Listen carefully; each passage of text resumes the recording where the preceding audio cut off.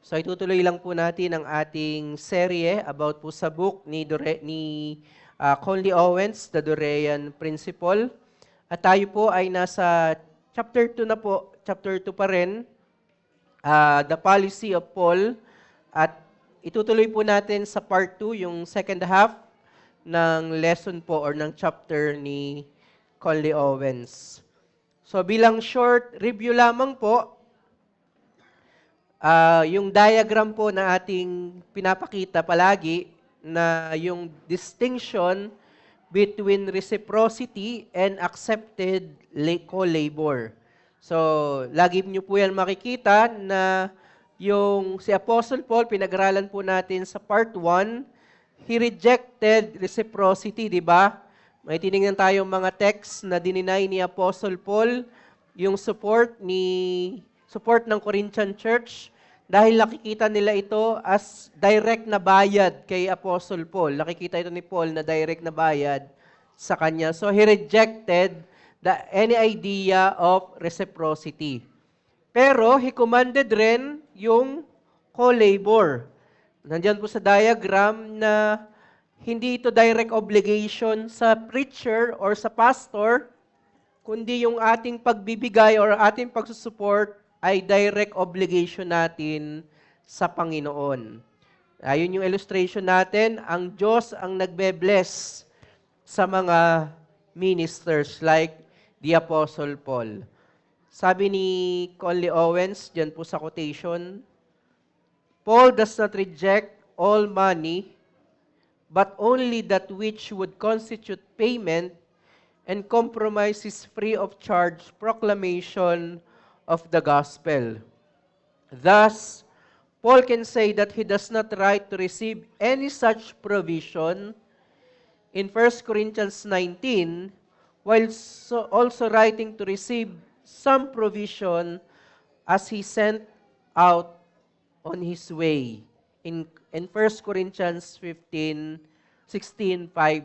So makikita niyo po dito na nakita po natin last Sunday, he rejected any kind of reciprocity. Kaya yun nga po, sa 1 Corinthians 9:15, hindi niya tinanggap yung any such provision dahil nakikita niya ito as reciprocity.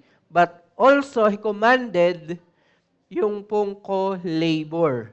Yung pinag-aralan nga po natin yung word na propempo, na ito ay nasa konteksto ng co-labor. Now, titingnan po natin yung next subtitle or point ni Conley Owens.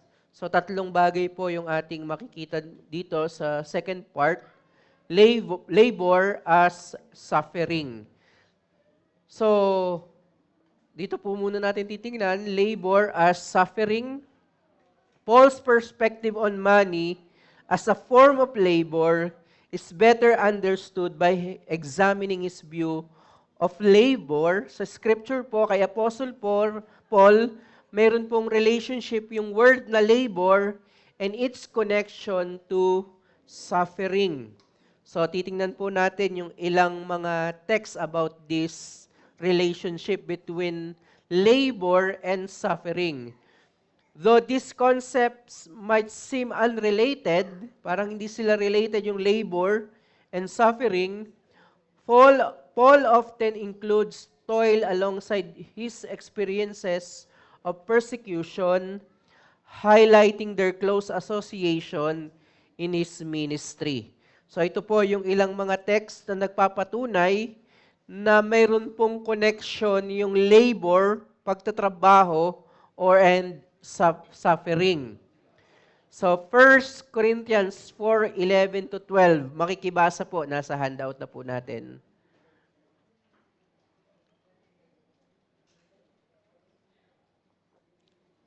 Sige po, makikibasa. 1 Corinthians 4:11-12.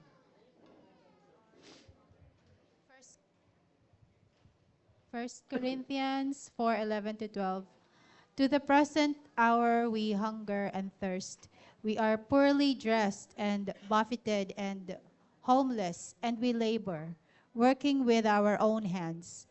When reviled, we bless. When persecuted, we endure. So makikita niyo po doon na hindi magkahiwalay yung mga suffering na experience nila or ni Apostle Paul, at kinonect po doon, we labor working with our own hands. Pinapatunayan dito ni Apostle Paul na nag-suffer sila for the sake of the gospel, at yung suffering na yon is in connection doon sa kanilang pagle-labor or yung pagtatrabaho with their own hands. So 2 Corinthians 6:5-6.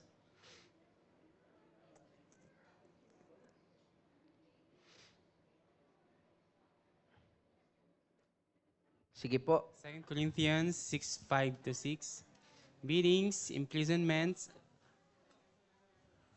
riots, labors, sleepless nights, hunger, by purity, knowledge, patience, kindness, the Holy Spirit, genuine love. So again, isinama doon sa beatings, imprisonments, riots, sleepless nights, hunger, kasama doon yung labors. Ibig sabihin, nag-work sila.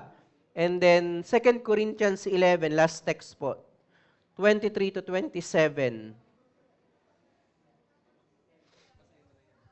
Verse 23, are they servants of Christ? I am a better one. I am talking like a madman with far greater labors, far more imprisonments, with countless beatings, and often near death. 5 times I received at the hands of the Jews the 40 lashes less 1. 3 times I was beaten with rods. Once I was stoned. 3 times I was shipwrecked. A night and a day I was adrift at sea. On frequent journeys, in danger from rivers, danger from robbers, dangers from my own people, danger from Gentiles, danger in the city, danger in the wilderness, danger at sea, danger from false brothers, in toil and hardships, through many a sleepless night, in hunger and thirst, often without food, in cold and exposure. So dito po sa mga verses or texts na ating binasa, hindi po hinihiwalay ni Apostle Paul yung suffering doon sa labor or doon sa pagtatrabaho. Ibig sabihin, Paul views manual labor as inseparable from the other hardship he endures for the gospel. By foregoing the financial benefits of his work to support his ministry, he embraces suffering. So yung principle po na ipinapakita dito ni Apostle Paul is hindi siya tumatanggap ng bayad at nagtrabaho siya para sa kanyang sarili, and makikita natin yun na yung labor sa kanya is also a suffering. So yung principle na makikita natin dito, yung minister, either isosupport niya yung kanyang sarili, mag-work siya to support himself upang ma-offer niya yung kanyang ministry free, or may magko-co-labor sa kanyang suffering. So this principle applies universally. Anyone who works while denying themselves the fruits of their labor also experiences suffering. So siya ay nagle-labor para sa ministry, pero hindi siya tumatanggap ng bayad. So considered ito na suffering, not in a bad way of course. Pero ito yung makikita natin, kaya pinakita yun ni Apostle Paul, makikita natin na yung co-labor as shared suffering. So, note, if labor is suffering, then ministerial co-labor is nothing more than shared suffering for the sake of the gospel. So, kung may suffering sa hindi tatanggap ng bayad sa ministeryo, or hindi natin ito nakikita as reciprocity, bayad, sweldo, pero makikita natin kung ito ay suffering, makikita natin na sa konteksto ng pagsusupport ng ministeryo, ito ay shared suffering. For example, in Galatians, where Paul speaks of giving to ministers in the context of carrying each other's burdens. Sabi po dito, bear one another's burdens and so fulfill the law of Christ. So, marami pong mga nakakonect dyan sa verse 2. Yun yung kapag natagpuan natin na nagkasala ang ating kapatid, ituwid natin siya. Pero hindi hiwalay doon sa bear one another's burdens or makishare doon sa suffering, doon sa verse 6. Pumapatungkol po ito sa pagsusupport sa mga ministers. Let the one who is taught the word share. So, bear one another's burden, share all good things with the one who teaches. So, shared burden siya, shared suffering. Sabi ni Conley Owens, those who sacrificially give in order to spare Paul the task of secular employment suffer hand in hand with him, carrying a portion of his burdens. When one gives for the sake of the gospel, he experiences self-imposed hardship, financial loss, in order to bolster the efforts of another who voluntarily experiences hardship directly in the mission field. As the book of Hebrews declares, to help one who is persecuted is to join in that experience of persecution. So, maganda yung point dito ni Conley Owens. Halimbawa po, while hindi tayo nagsasuffer kagaya ng mga missionary, wala tayo doon sa mission field. Pero the fact na kaya natin mag-support sa kanila, nag-share tayo doon sa labor na yun, doon sa suffering na yun. Paul teaches that those who support him are not just partnering with him, but are also serving the same master. So, yung pag-share doon sa labor ng minister is a shared suffering, hindi lang yun partnering sa mga minister, but primarily, ito ay pagsaserve sa ating Master, sa ating Panginoong Hesukristo. He emphasizes that giving to a minister, to support a minister, is ultimately an act of giving to God. So, ang ganda po dito sa Galatians 6, makikita po natin dito yung walang place yung reciprocity. Ibig sabihin, yung giving natin is hindi ito direct obligation natin sa Panginoon, kundi direct obligation natin. Hindi natin ito direct obligation sa church, sa minister, kundi ito ay sa Panginoon. Sa Galatians 6:7-8, do not be deceived. God is not mocked. For whatever one sows, that will also reap. For the one who sows to his own flesh will from the flesh reap corruption, but the one who sows to the Spirit will from the Spirit reap eternal life. Remember yung context po ng Galatians 6? Kababasa lang natin yung verse 6 para about ito sa pag-support sa mga minister. Ibig sabihin, yung immediate context po nung pagtatanim for the one who sows to the Spirit, yung immediate context po nito ay when it comes sa support, money. Yun po yung immediate context. Pero hindi doon sinabi ni Apostle Paul na sila ay nagtatanim sa minister. Anong sabi po ni Apostle Paul? For the one who sows to the Spirit. So yung kanilang pagbibigay daw ay hindi pagtatanim sa minister, kundi pagtatanim sa banal na Espiritu. Sabi doon, Paul views giving for the sake of the gospel as sowing to the Spirit, emphasizing that the ultimate obligation in such generosity is to God rather than to the minister. Kaya ang ano po yung magiging reward from the Spirit reap eternal life. Hindi nun ibig sabihin po na by works yung salvation, hindi po yon, kundi yung total end, yung totality ng kaligtasan natin. We will reap the glorification. So, in this context, the Holy Spirit refers to the Holy Spirit. So, pinapakita dito yung sowing. Immediate context ay money.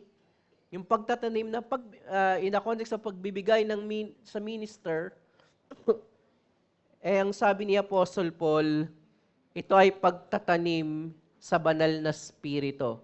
Ibig sabihin, ito ay direct obligation sa Panginoon.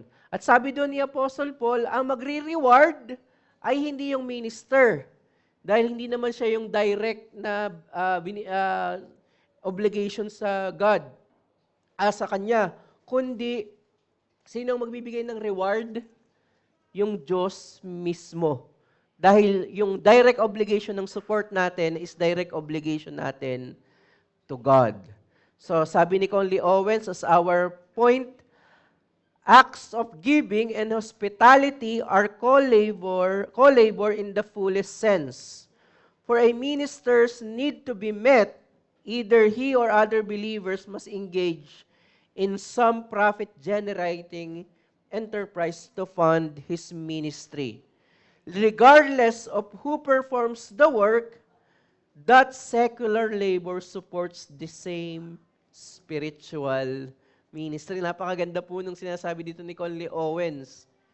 Yun yung pinopoint ko kanina. Kung hindi pa kayang suportahan ng church, wala pa tayong kakayanan na mag-support sa pastor, either he will fund himself. Either magninegosyo siya, magtatrabaho siya. Of course, hindi ito yung ideal, but providential kapag nilagay tayo sa ganitong case, either magtatrabaho siya, magninegosyo, para ma-offer niya ng free yung kanyang ministry, or someone will work for him. At ang ganda nung sinabi ni Conley Owens, gaano man daw ka-secular yung labor natin, ikaw ay nagsosupport sa same ministry.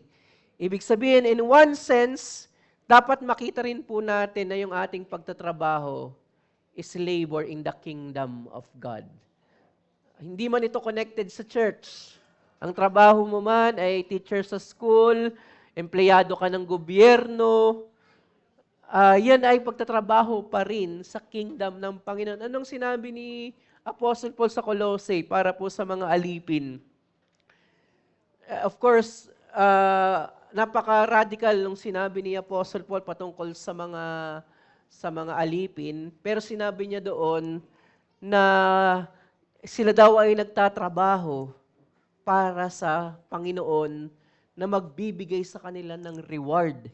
Hindi sila nagtatrabaho ultimately sa kanilang mga boss para sa promotion, pero ang sabi ni Apostle Paul, isipin mo, magtrabaho kayo ng hindi para sa tao, kundi para sa Panginoong Jesucristo na magbibigay sa inyo ng reward. So yes, secular yung work natin, pero pero ito ay means to support the spiritual ministry. So in one sense, pwede po nating tingnan na even yung labor ng hands natin is labor in the kingdom of God. Dahil ito yung means na gagamitin to support the ministry. So either the pastor will work for himself para mag-support siya sa kanyang sarili o kung hindi pa kayang suportahan, or someone will work for him. This is a shared suffering, co-labor. Pero hindi lang po suffering yung shared, of course, sharing. The blessing of shared suffering. May blessing yon, hindi lang yung basta suffering. The Apostle Paul has no qualms with others experiencing this hardship for the sake of the gospel, because while they suffer together, they receive comfort together. So yung labor ng suffering, shared.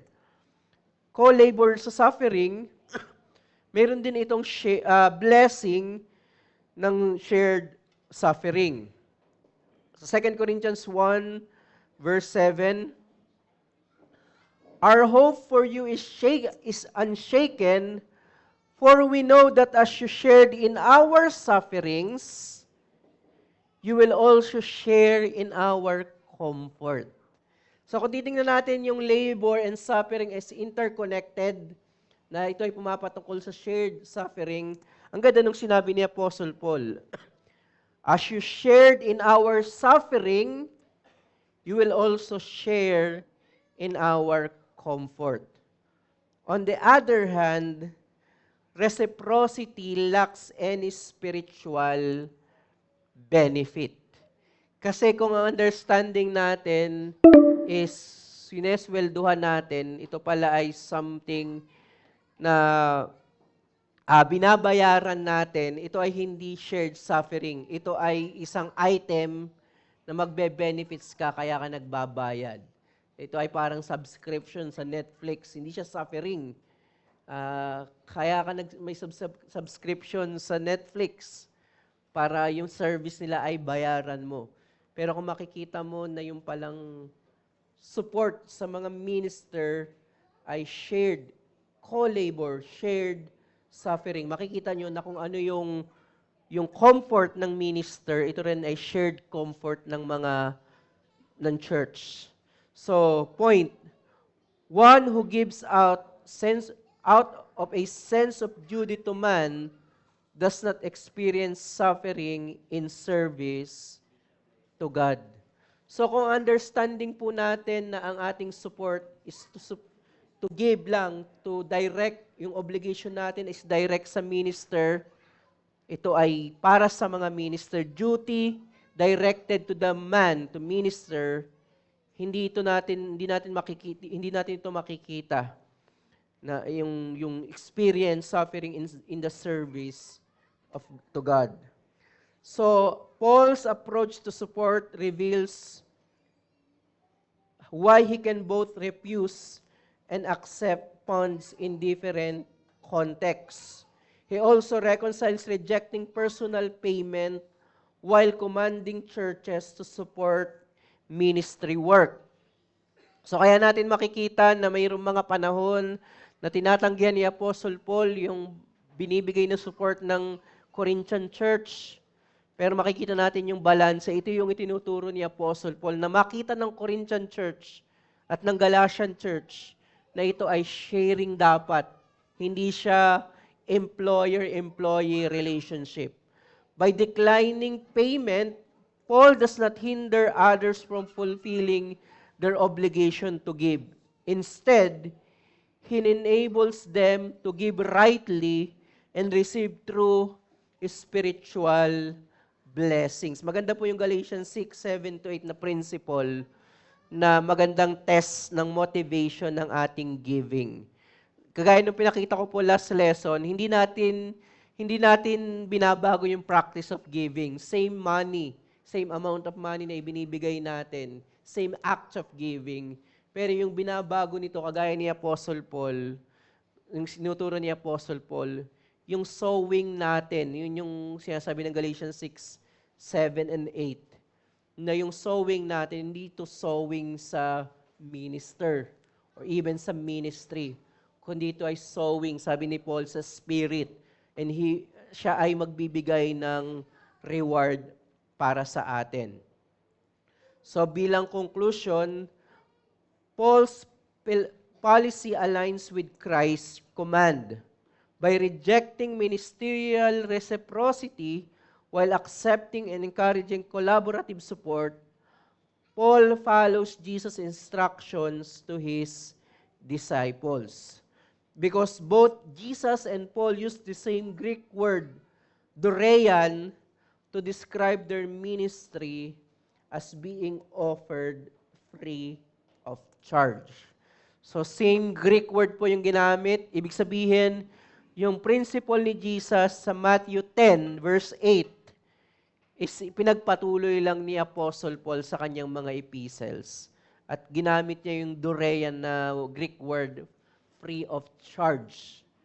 So ito po yung ni Conley Owens, duty to God must triumph over a sense debt to any minister since God mediates all obligation to His servants as ministers. So, hindi dapat ang nagtatriumph is yung duty natin sa ating pastor. Secondary lang yon.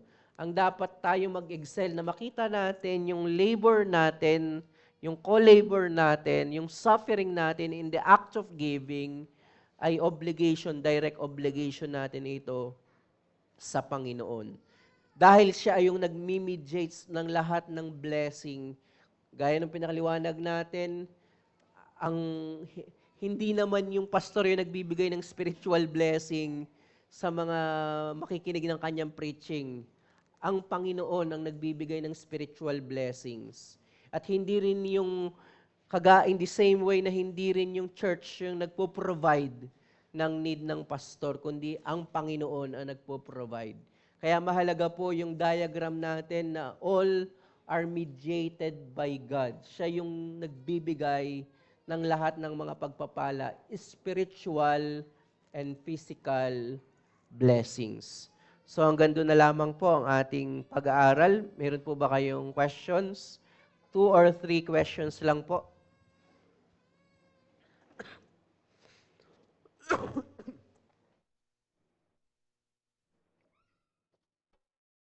May question po tayo?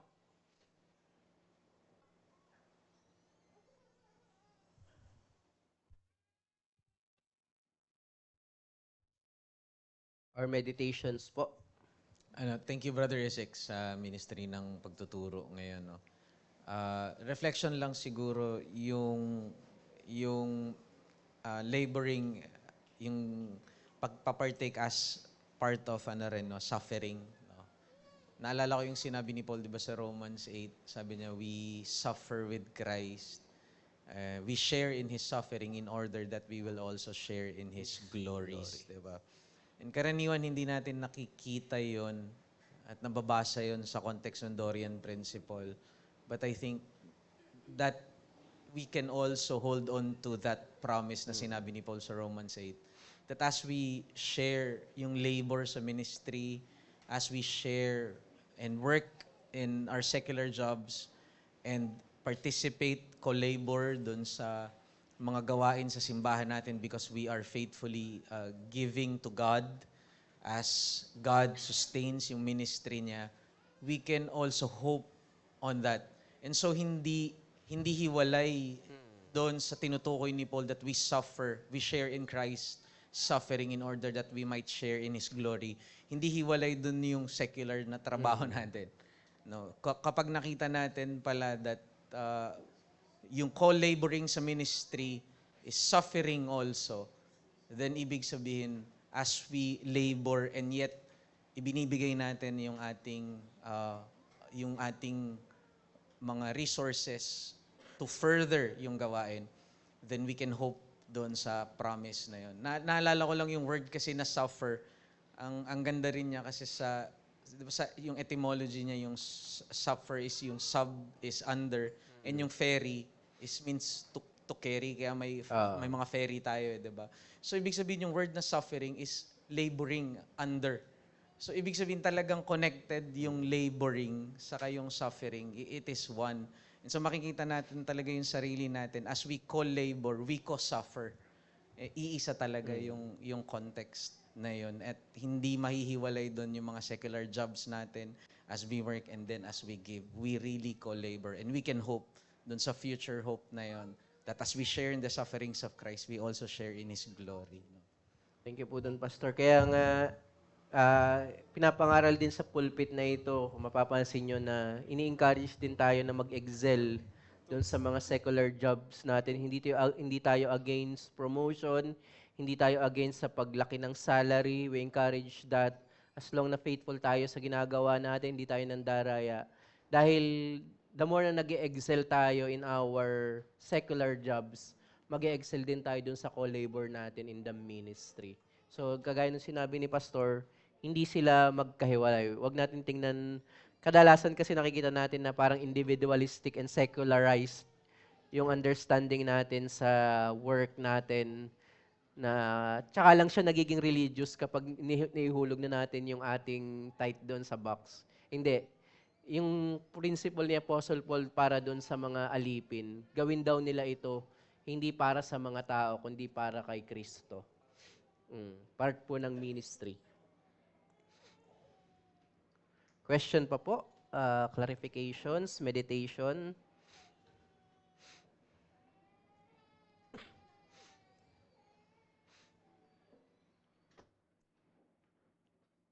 Si Sister Evelyn. A reflection lang din. Dahil dito, nawawala yung parang yung dichotomy between secular job at saka religious saka secular job. So technically, there's no such thing as secular job. Kapag ang isang Kristiyano ay faithful sa kanyang pagbibigay sa ministry, sa Panginoon.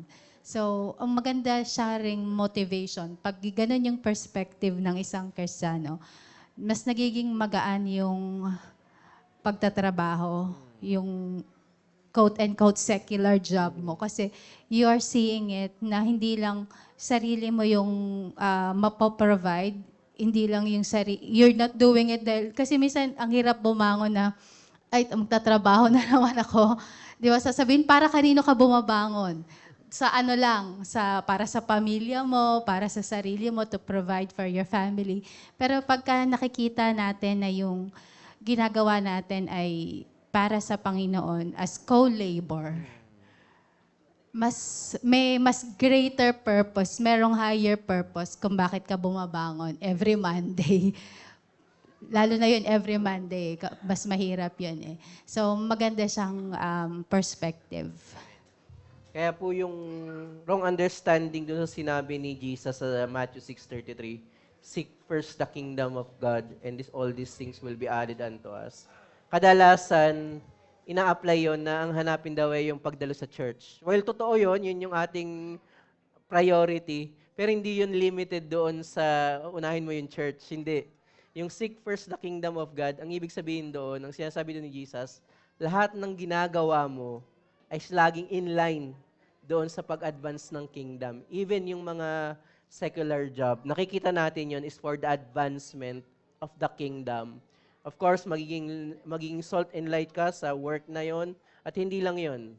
In connection nga doon sa pinag-aaralan natin na magiging co-labor tayo, magiging partner tayo doon sa ministry ng salita ng Diyos. Sige po, kung sige po, last question siguro muna kay Kuya Brian. Question, natuwa lang sa sinabi ni Ate Evelyn. So, in addition lang doon, na mamortify pa natin yung pagiging makasarili natin. Kasi, di ba, pag nagtatrabaho tayo, gusto nating bilihin yung isang bagay. Pero kailangan natin magbigay sa Panginoon. Tapos hindi na natin nabibili yun dahil nagbibigay tayo sa Panginoon. Kumbaga tumatagal, pero hindi na yun nagiging ano mo yung purpose mo. Kasi ang purpose mo is how to glorify God. Tapos saka na lang yung mga bagay na makamundo. Yun lang po. Yun yung tama yun, Kuya Bra. Yun yung example ng seek first the kingdom of God. Hindi yung sinasabi na bawasan mo yung pagtatrabaho mo, kundi pag nagtatrabaho ka, ang priority mo pa rin ay yung kingdom ng Panginoon. Yun nga, nakita natin na may gusto kang bilhin. Hindi naman masama yun. Hindi evil yun. Pero nakita mo yung priority that you seek first the kingdom of God sa pamamagitan ng pagtatrabaho ko na makasupport ako sa ministry ng salita ng Diyos. Yes po. Sige po, ituloy po natin mamaya. Tayo po muna ay mag-close sa prayer. Aming Diyos, maraming salamat po sa aming pinag-aralan na nakita namin yung principle ni Apostle Paul ay in line sa principle ng Panginoong Jesucristo na lahat ng ginagawa namin ay co-labor at ang ginagawa po namin even sa aming mga trabaho ay ito pa rin ay para sa advancement ng inyong kingdom sa konteksto po ng ministerial support. In-enable niyo po kami at hindi lang po yung act lamang ang aming ma-motivate, kundi ma-enhance, kundi Panginoon, i-cultivate niyo rin po yung love namin sa inyo at sa kapwa mananampalataya upang magresulta ito ng masayang pagbibigay. Salamat po Panginoon, kayo po ang mag-apply nito sa aming mga buhay. Ito po ang aming panalangin sa pangalan ni Jesus. Amen.